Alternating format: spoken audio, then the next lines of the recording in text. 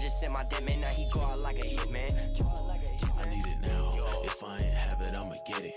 Bitch, I'm the best, ain't no one could have said it. Alright guys, what's up y'all? So today I was trying to do, I'm basically gonna do like a only backup challenge. So pretty much just using my sparkling horn, my trusty like my good pretty much sparkling horn to like try and beat like good people, like scammers and duels. And I met against this Waterfall member. I checked him later and he was like the top grinder of Waterfall at that moment when I saw him.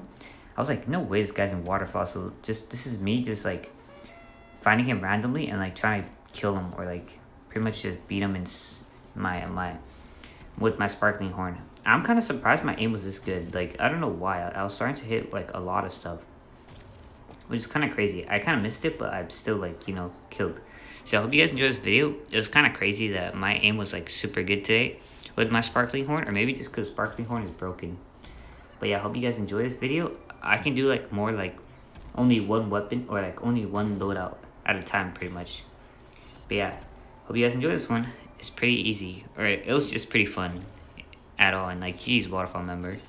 The guy kind of like quit afterwards though, so oh well.